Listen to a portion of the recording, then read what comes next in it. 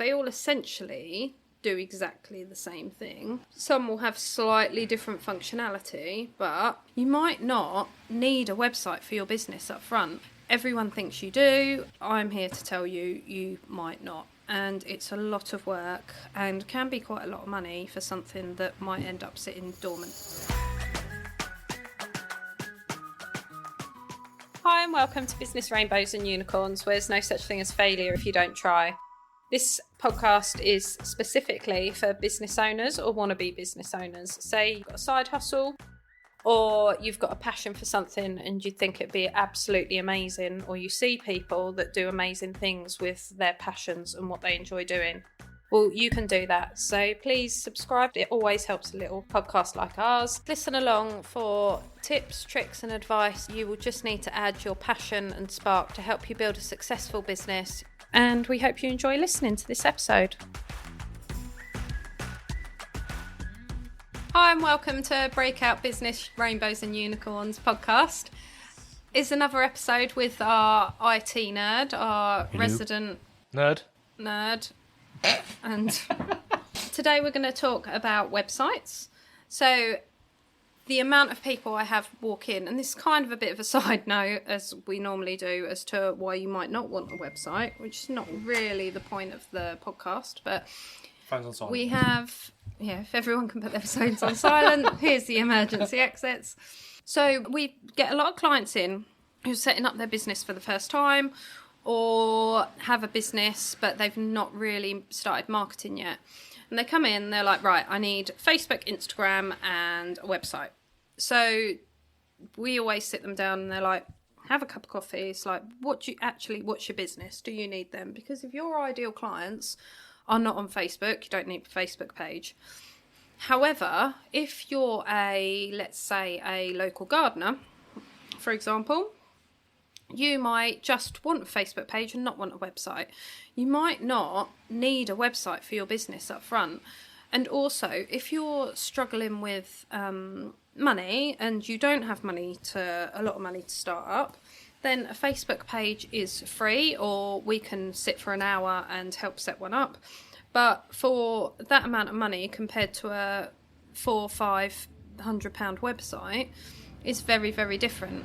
And also, it's another thing to do. So it's not only the investment, but it's also how much time you need to invest to get that done. So yes, we're going to talk about websites and how to have one. However, it's kind of a caveat to discuss, well, have a think about if you actually need a website.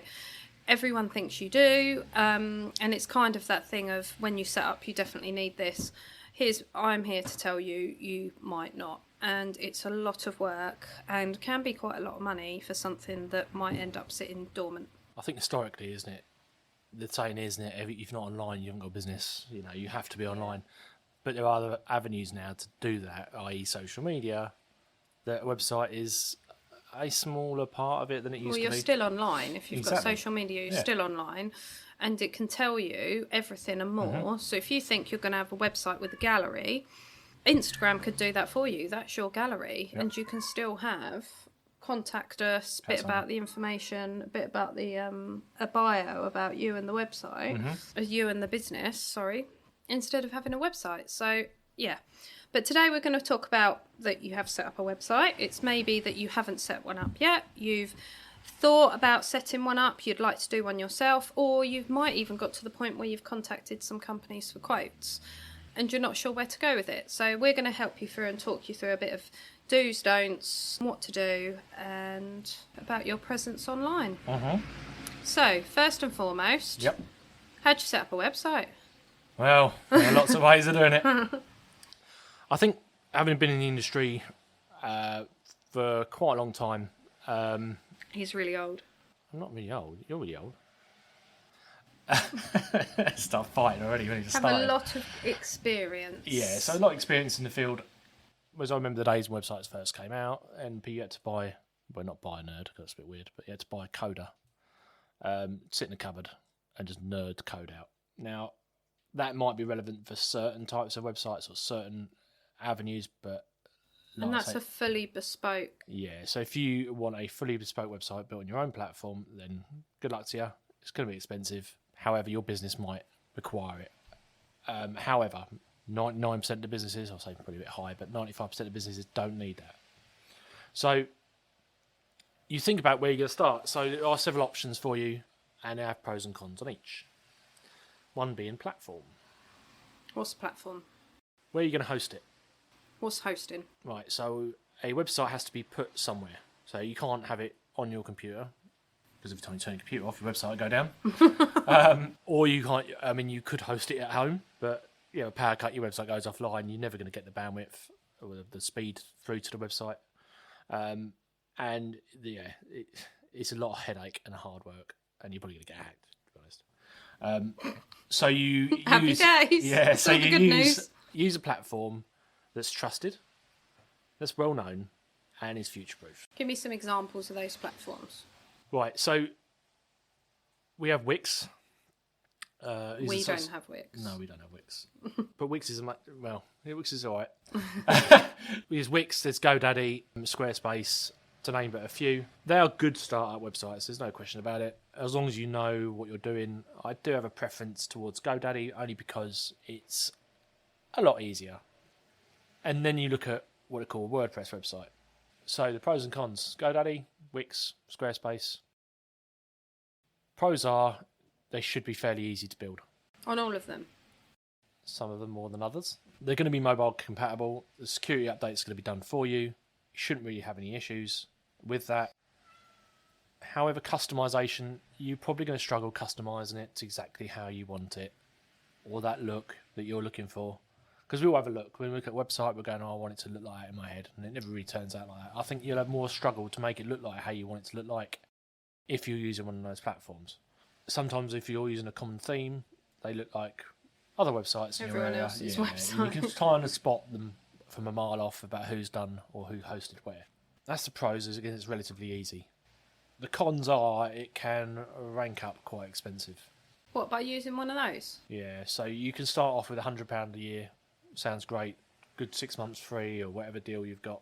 And then all of a sudden you want to add a shop on, you want to add the marketing, you want to connect it to your social media. And then it's an extra 50 quid here, an extra 60 quid there.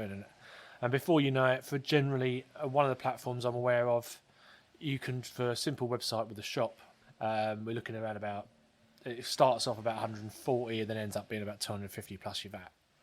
So your hosting fee becomes very, very expensive. You also have the trouble that if you want to move away from that platform, you can't take your website with you. So you invest that money, you either get someone to build a website for you on that platform, and then you're stuck. You can't move that website anywhere else. Why can't you move it? Because it's built on their code. So it's built on their code and built on their platform, built on their servers. So you can't move it anywhere else. So it comes to a point where normally businesses they'll outgrow this cat. God, on. Your business will outgrow that website, or you want a functionality that's not available anymore, or you're using one of their shops and the payment processing becomes expensive. That's the other thing you need to look out for if you're selling stuff online. What payment processor are you using and what percentage are you paying? And you can start to realise that things are starting to become quite expensive. This all sounds like a lot of hassle now. Yeah.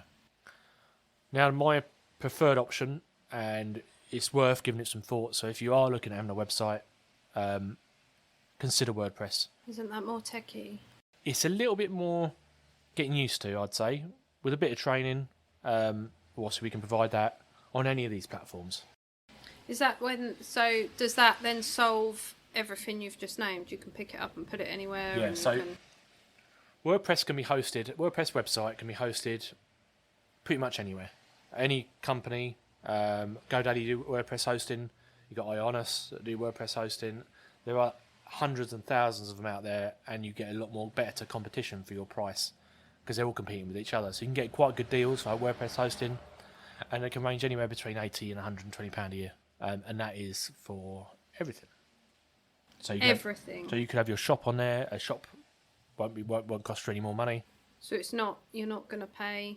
No, what about the add-ons? Yeah, there are certain add-ins. So WordPress is what they call an open source. So it's built by a community of people. It's built by the community, basically, of coders that make code to make it better and to improve it. That's what they call it. That's why it's free to use. You then have other additional plugins that are either free or pay per month or whatever, depending on what you want. Plugins, that was the word. That's it, yeah. So you can add what they call WooCommerce if you wanted a shop, but that's a free plugin. Doesn't cost anything to add. You can actually set up your own shop for free, apart from your hosting fee. So yeah, it's a really good tool. If you wanted an Instagram feed in, again, there's a free plugin for that. You just download and install it. Whereas I know some of the other platforms do charge for those sort of things. Like if you want a Google review banner coming in, showing all your Google reviews, automatically updating, that costs you money on Squarespace. That costs you money on Wix. I think you have to use a third-party plugin for that, which costs you a few quid a month. But a lot of these things are free. Yeah. So it's not free. So is this why you can't say, can you build me a website? How much will it be? Yeah. You need a bit more information. Yeah, I need to know what you want. Okay. So whether I'm going to have a shop or... Yeah, whether you want a booking system for for services that you want to do, how many pages you're looking at, because obviously a 5-page website is a lot quicker than a 100-page website. Mm-hmm. And the price will reflect that. It just depends what you want and how you want it to look. Okay. So WordPress is the answer. In my opinion, if you're reasonably okay and you're with IT, then yes, I would say WordPress is an easy thing to get around. Okay. We also can provide training on that as well. But yeah, it's just an easier platform and it can be more customizable and you can put things where you want them rather than being restricted. And how long, if I wanted to do my own website on WordPress, how long would that take me to do? To do it yourself and no experience? Yeah. With the right plugins, or we're getting advice on which plugins you want to use, it may take you 2 weeks or something like that. Oh, Not I haven't got solid. 2 weeks. No. That's not a solid lot work, 2 that's weeks. But yeah, no, okay. And how long, if I sat with you or gave you my website to do and I had all the content ready and was clear in what I wanted and stuck to what I wanted, how long would it take you to do that? Probably around about... You'd certainly have it done within a week. Okay. Depending on the work pressures, but yeah. Yeah. Yeah, Okay. so that's... So turnaround time's about a week if it was... Yeah. Okay, cool. So I want to build my own website. Yep. Typically, what information would you ask me for? So I want a basic website. I might want a booking system. I'm not sure yet. Mm-hmm. I might want a shop. Not sure yet. But at the moment, I just think, my business. I'm setting up my business. Yep. I want it live. I want an online presence. Yep. What do we need to do? Right. Homepage, pictures. Mm-hmm. What's your website about? Obviously, we would already know that. Oh, yeah. A paragraph of text to sort of introduce your business to the world, including the important keywords, which is on the other podcast about SEO. We obviously give advice on that when we build it, and obviously any websites we do build, we include the SEO or basic SEO for that as well. So yeah, pictures, good pictures. I can't be doing with grainy. Yeah, grainy pictures that are taken off of Facebook. I'll just take them off of there. I can't. I need the originals. I need good quality photographs because at the end of the day, if you start with good quality products, you end up with a good product at the end of it. If you start off with poor quality products, poor quality products, you end up with something very different at the end of it. Okay. I get as enthusiastic about building a website as the customer. I have to be sold in. I sort of my heart sinks into this. Whenever I get a website, I put everything into it there and then because I'm excited about it. Well, you're then like kind of an extension of the business, aren't you? It's a bit like doing someone's social media. You're part of the business, so you kind of need to know everything to get the look, the feel, to really understand what they want, and exactly. You put your head into it, and then you live it for a little while. Yeah, and I would say most people, you go on a website. If you think about how you use websites, you want to know what it's about, whether it's about the person or just about the business, depending on the brand and how you're doing it. We'll do another podcast about branding, price list and contact, and a gallery if you need a gallery. But you can upload your Instagram feed, can't you? Yep. So free plugin on WordPress. You can just I think it's called Trust Index. You can import your Instagram feed into it. Smash Balloon, one of the others. But yeah, there's a few out there. FAQs as well. Did you mention that? So frequently asked questions. Yeah, so we've always said to people to help with SEO and to help the customers up as much as possible. So one way to win customers over is to help out as much as possible. So some of the big companies you'll find, yes, it's cheap to buy, yes, you can buy online, a bit like Amazon, but if there's a problem, it's very, very difficult to get things resolved. And it can be the fact that you want to know more about that product and it might not be there, it might not be set up. So like, for example, on Amazon, other people are selling Amazon products. So that's the platform for selling rather than actually being someone's shop. So if you can, as a local business, give your customer or potential customer as much information as possible about your service, about your product, they are more likely to come to you.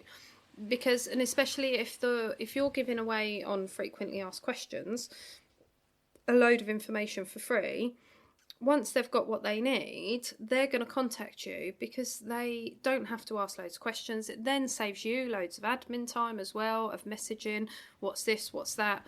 So if you can have that page, it helps with SEO and it cuts down on your admin quite substantially. Would you agree? Yep, absolutely. People shop with their eyes as well, don't they? Yeah, and nowadays you have to treat people as if they're a 6-year-old. People are on to the next thing. It's why the likes of TikTok and Reels and YouTube Shorts are so popular. People's attention span is down to about 7 seconds on average.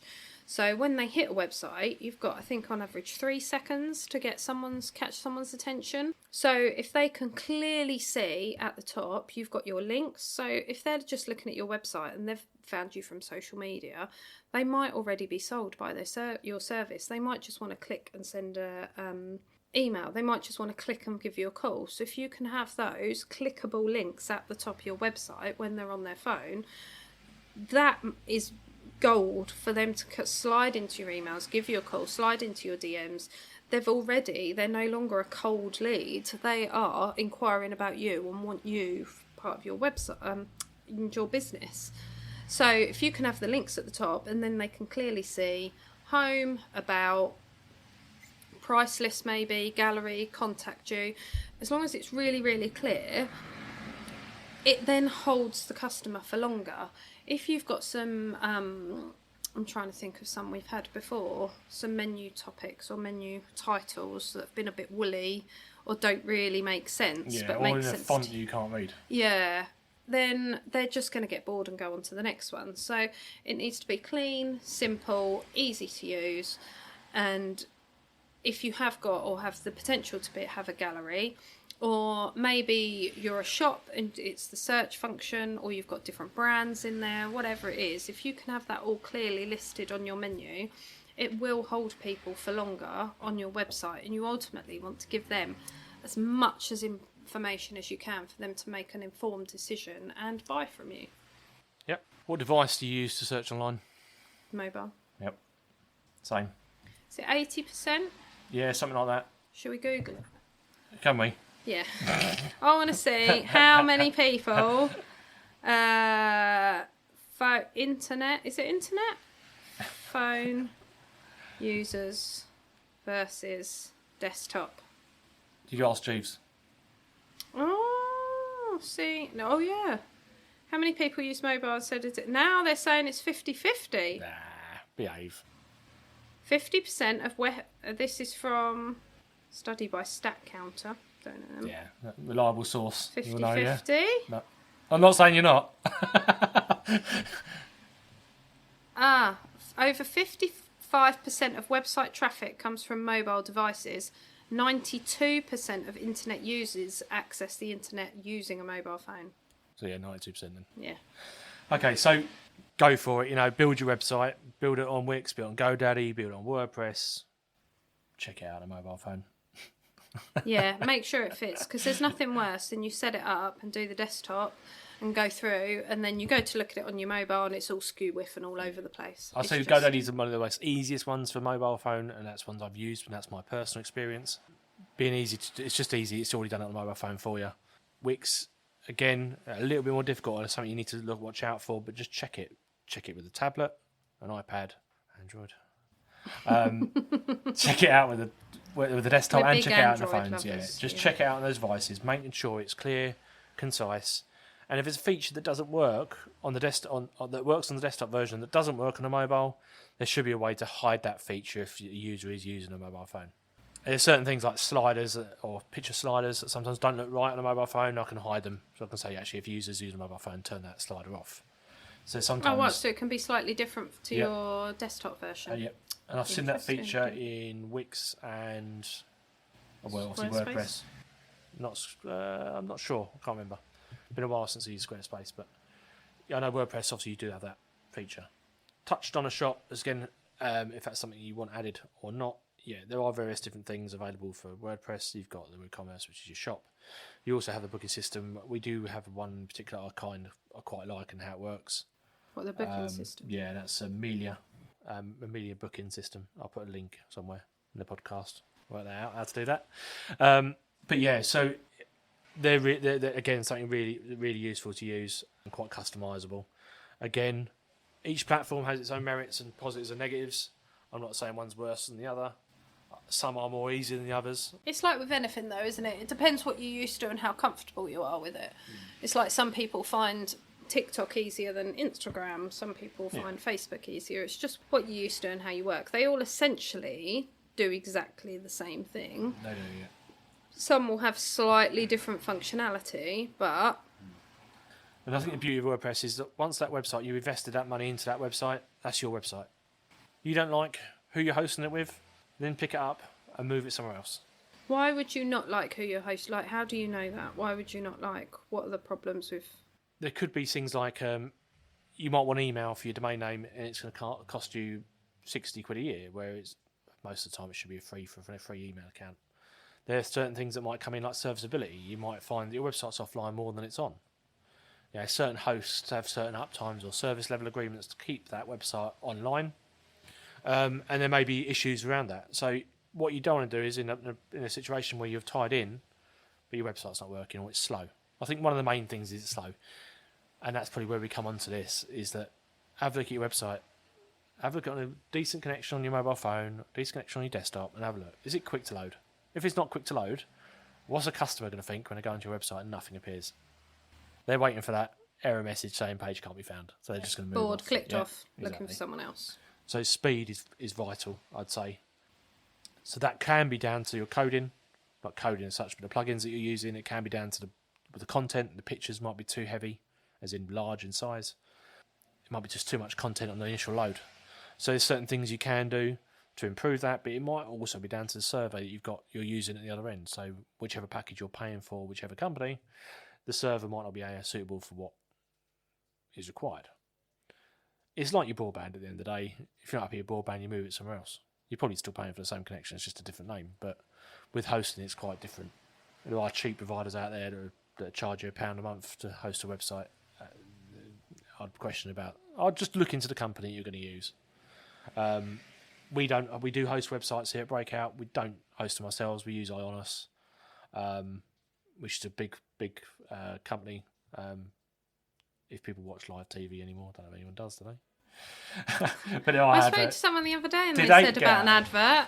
Yeah. Apparently, there's adverts out there. Yeah.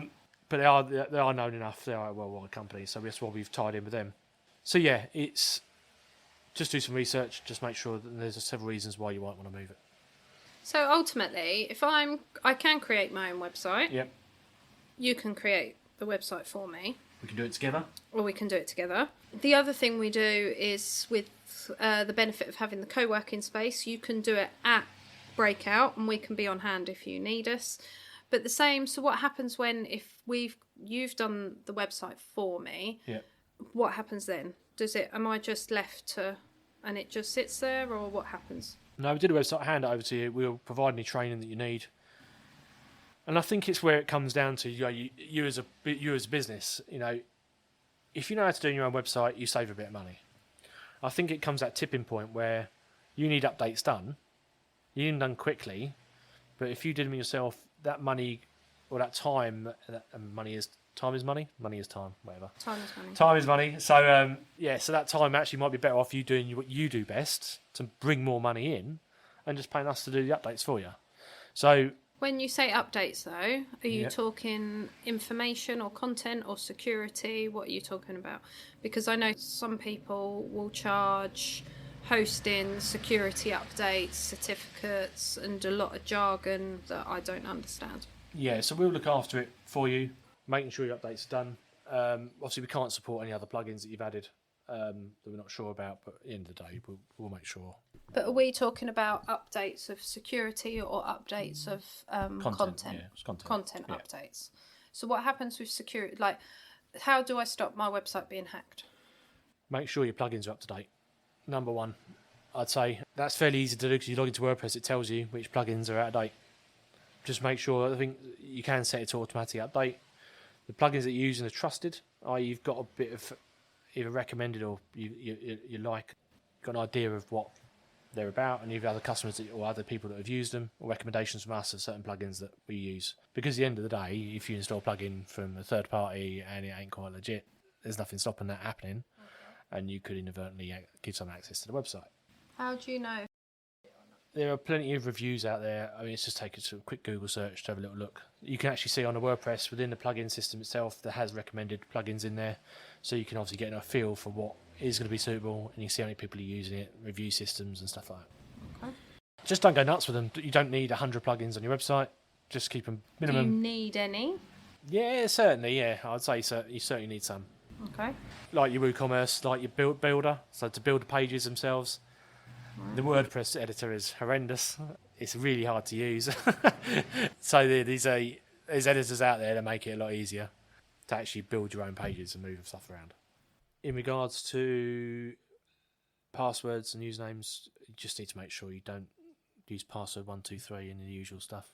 And don't use that as a password anywhere else.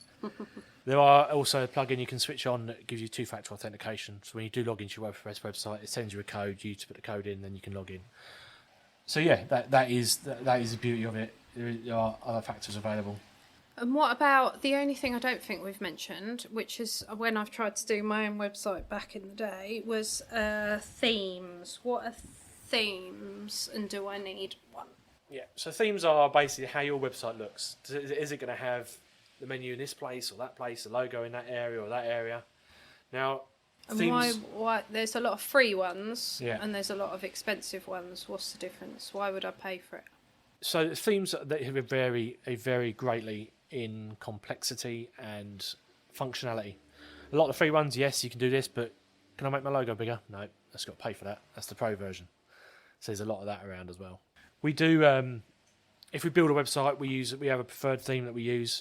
We do have a license for it. So once it's handed over to you and you're hosting with us, then you just carry on using our license for that. And again, it's one I trust. There are other themes out there that just don't let you do certain things. Some of them, they can't even change the colours of the text. You've just got that colour. Yeah, so it's choosing that theme wisely. And if you choose the wrong one, you can just quickly change it and choose something else. But yeah, it's just finding the right one that works for you. So what happens if I've tried to start a website and built it and it's kind of there, but it's... Do you help with that? Do you take that on? Do you... Yeah.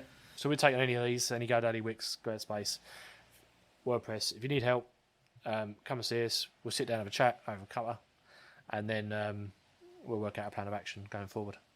But yeah, I can take on anything and we can do it ourselves or however you want to do it. Awesome. Thanks for that. All right. I think that's everything about Word. But you can hope there is obviously WordPress.com. You can host your website directly with WordPress. It's quite expensive though, isn't it? It can be quite expensive, more than most. It's one of those things. It's peace of mind maybe for yourself. I don't know, but there is an option. There is that option out there as well. But you do find yourself paying a lot more money per year than what you could do elsewhere. Fab. All right. Yeah. Thanks for that. Thanks for coming on. All right. There's another episode about SEO. So following on from websites, if you want to take it to the next level and hear about SEO and what that means and some information on that, there's another podcast episode for that.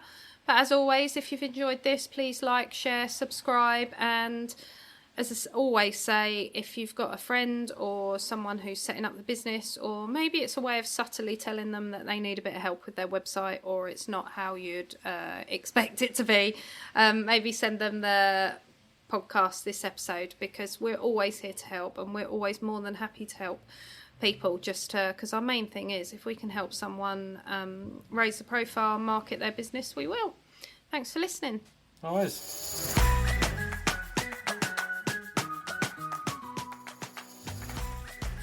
Thanks for listening to this episode. We really hope you've enjoyed it. If you have, please share with a friend who you think needs a bit of help with starting a business or even their small business, which they've already got going. Please like and subscribe to our podcast, which always helps a small business or small podcast like us. And check the show notes. We all have everything in there relating to the episode which you might need, might want to read, and links to anyone we've interviewed and certain subjects we've spoken about. And thanks for listening.